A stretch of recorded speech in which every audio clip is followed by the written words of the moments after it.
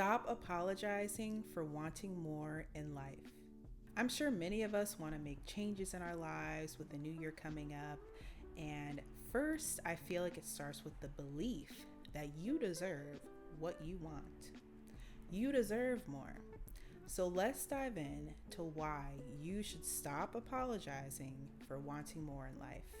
Keeping yourself small is actually a form of imposter syndrome. Let me break it down. So, when you keep yourself small, you are intentionally limiting yourself. You're intentionally putting yourself in a box and saying, you can't do this, you can't do that. Imposter syndrome. Thinking that you're less than what you want, what you deserve. So, in the new year, we're going to stop thinking small. We're going to stop keeping ourselves small. So in this new year, self-belief is critical. And I know that from personal experience. I went through a lot of ish in 2025.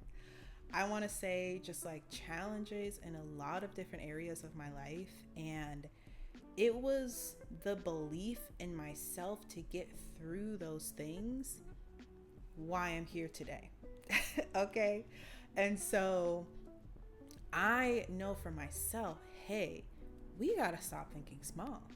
We got to stop keeping ourselves in this little box, because that is a form of limiting yourself and limiting your potential. I think sometimes we can believe that wanting more in life is a selfish act, or that you shouldn't want more, or you just have to settle and just take whatever.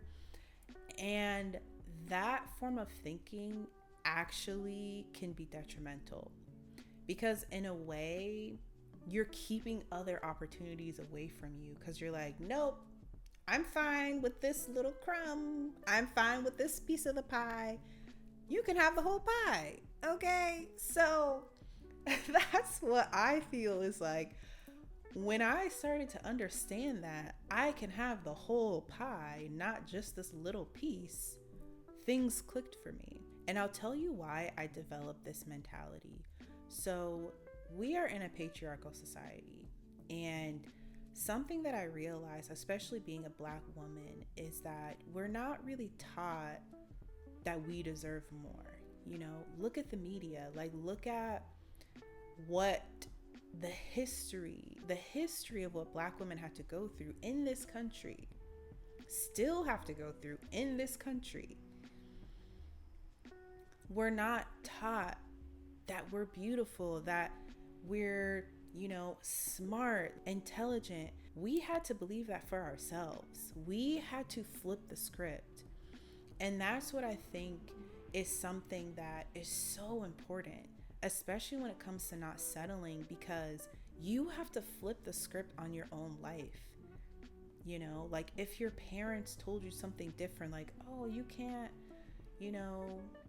you have to be a doctor, like you can't be a fashion designer, it's like sometimes there's limitations that are put upon us before we even get out the womb, like before we even experience the world. It's like, you gotta do this, and it's like, what? Like, we have to do that unlearning and unwiring of those beliefs, because sometimes the beliefs we have could be beliefs that other people have, not even necessarily that we have.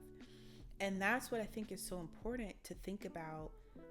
Why it's important not to settle. Like, are you settling because that's what you think you're supposed to do, or something you were told, opposed to, no, I actually want this. I actually want the big house. I want the great career. So that is what I have been thinking about, is like, how can I continue to not settle for the bare minimum and have the maximum? Like, what's the maximum experience that I want to have? Leading with that, instead of, oh, I'm fine just with this little crumb. And it's like, no, get the pie.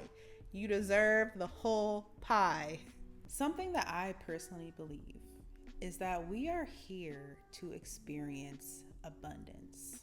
We are here to experience abundance.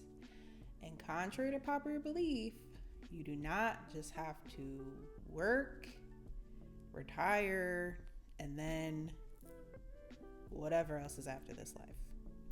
So I think that that is so powerful to know that you deserve a great life. You deserve the things that you want. You deserve the abundance that you want to receive. And that is so important, to know you deserve it. And I think that that takes a lot of learning. It took me so long to learn that I deserve things, like, especially when you've experienced hardships. So I think it's important to not stay stagnant in that energy. Like, hardships do not define us. They are challenging, they are learning experiences, but they don't have to define your whole life. And I feel like feeling abundant is what you deserve. It's what I deserve. It's what everyone deserves.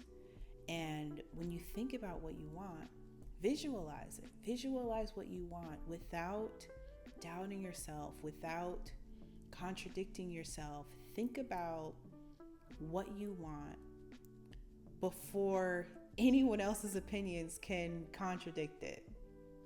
Because that is your true want, right? Because sometimes I think we could say, oh, I want this thing, but,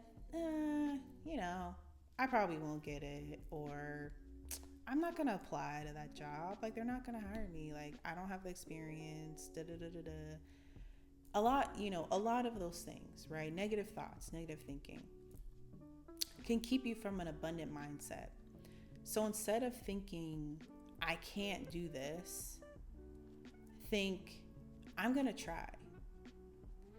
I'm going to try regardless of the result. I'm going to try. I'm going to apply to that job.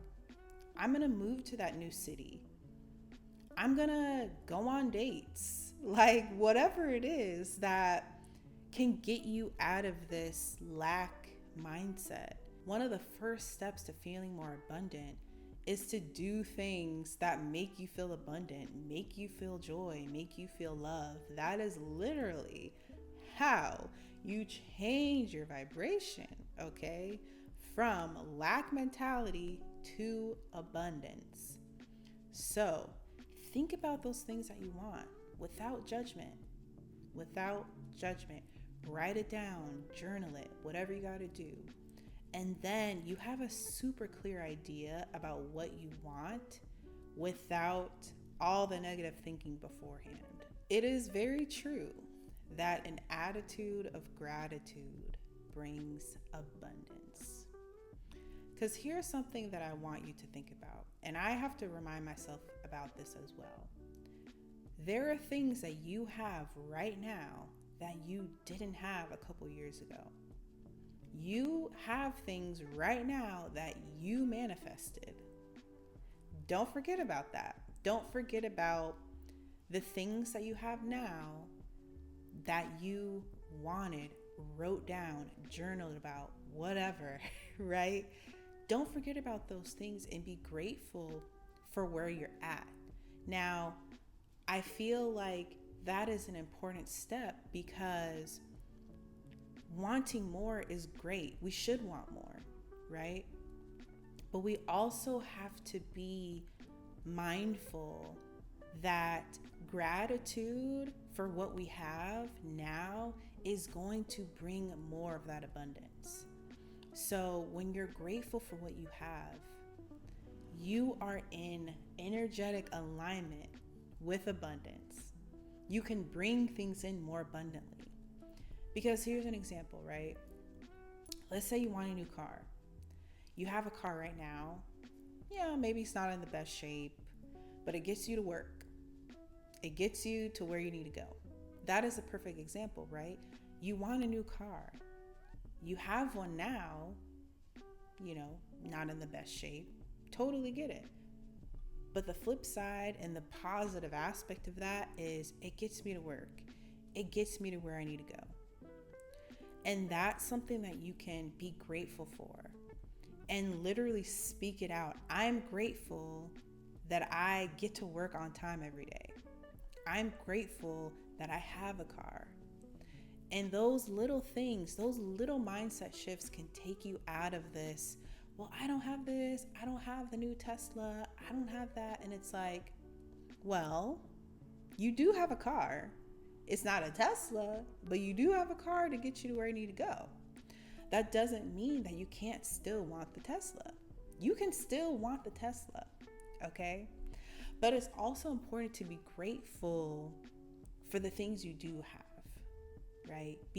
Simply because at some point in time you didn't have it. And that is what manifestation is. It's like you're going through the motions of things that you didn't have are now currently in your reality. That's so powerful. And it's also an example and a reason to continue to believe, hey, yeah, I want more in life. Remember when I didn't have a car and now I have a car? Hey, you have the, what's it called? You have the results already. You've manifested something, right? You manifested something in the past that you have now. So you have the proof. You have the proof that it works. And sometimes we just have to be patient as well, right? Like things sometimes do not happen immediately. Sometimes it takes time, right?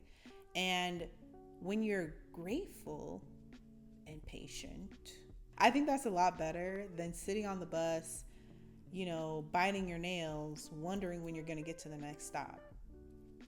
You can sit on the bus and know, hey, the next stop is coming. I don't need to worry, right? I don't need to worry about when the bus is going to stop.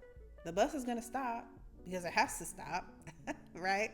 But you're not like biting your nails when you're like taking the subway. Like, it's going to get to the stop you want to go to. So you can chill. You can like play games on your phone, talk to your friends. Like the time passes naturally and then you get to your stop. So just like, I'm full of like different examples of things. But yeah, just to say, being grateful for what you have really, really is important because it literally puts you in the mindset and mentality of abundance. Thank you so much for watching this video.